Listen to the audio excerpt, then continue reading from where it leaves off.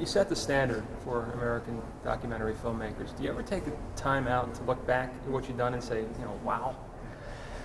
You know, it's hard because I treat each production the way I treat my kids. They're all equal. I give each one my best. And I do go back and look at them, and they seem to be pretty accurate snapshots of who I was, as well as where I was as a filmmaker and what, of course, the subject was. But, you know, every once in a while you stop and go, it's been a pretty remarkable journey.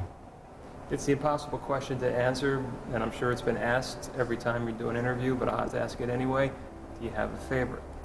Well, just like my children, I think if you're a good parent, you don't have a favorite, and that you love each one the same, and I do like that. I mean, some films like The Civil War are much more known than a film I made on the turbulent Southern demagogue Huey Long or the religious sect the Shakers, but that doesn't mean that the films themselves are no less interesting as films in and of themselves. So I don't really have a favorite. The jazz was the hardest to do, the most challenging, and therefore I could say perhaps the most satisfying, but they're all equal in my eyes.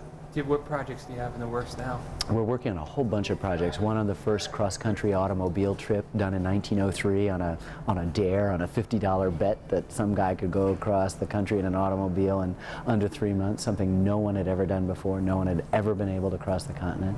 Doing a portrait of the boxer Jack Johnson, the first African-American heavyweight champion.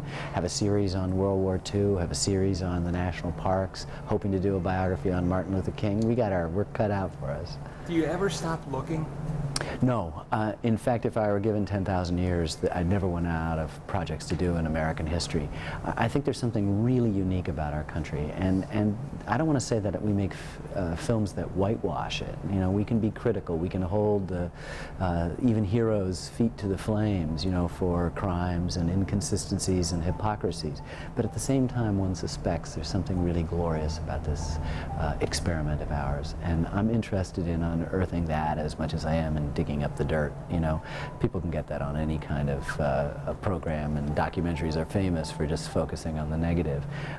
We do, but we're also interested in this remarkable republic and its role in the positive progress of mankind. You've spent a little time here in Buffalo over the years. Anything catch your eye?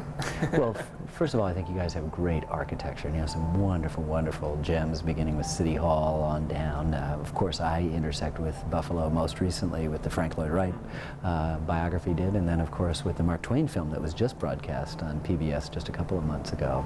And you have to make Buffalo a station stop always anyway. It's a great old American city, and I love coming here, which is why I took it. You know, I turned down most of the speaking engagements I have, but wanted to come back to Buffalo.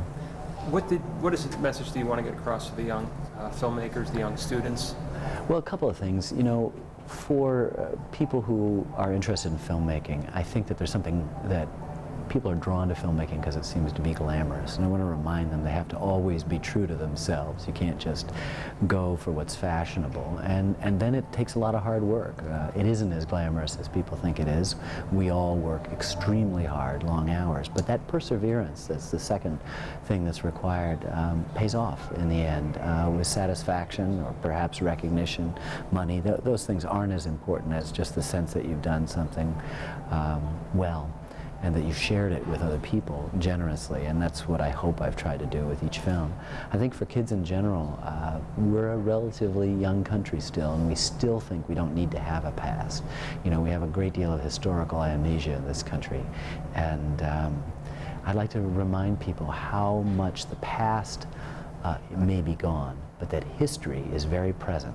History isn't going to change anything that happened. I can't change what happened on the third day of the Battle of Gettysburg, but the questions we ask of the past, which is called history, tell us as much about ourselves as it does about what went on before us. So history is a wonderful mirror, and you can't possibly know where you're going if you don't know where you've been, and that's the message I want to tell kids. They have to have a history. In a nutshell, that's basically it. Just get a two-shot real quick. Okay. who's been a first-person voice, you know, off-camera voice for me, and actually an on-camera interview a few times for this Jack Johnson film. And then I'm doing some talks working with students at the University of Chicago. He was a... He, you know, basically upset the apple cart. This is 60 years before Muhammad Ali. He's a great boxer. And really, in essence, we're discovering a real free man.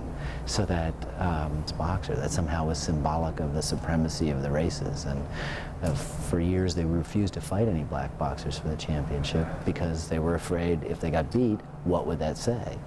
Of course, it says nothing except that he's a good fighter.